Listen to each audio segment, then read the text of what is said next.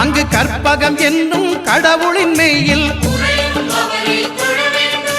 சூரியன் முதலாய் 9 கிரகமும் பலவித குணங்களை கொண்டிருக்கும் எங்கள் கற்பக தருவில் அவை வரும்போது ஒன்றாய் சேர்ந்து பலனளிக்கும்.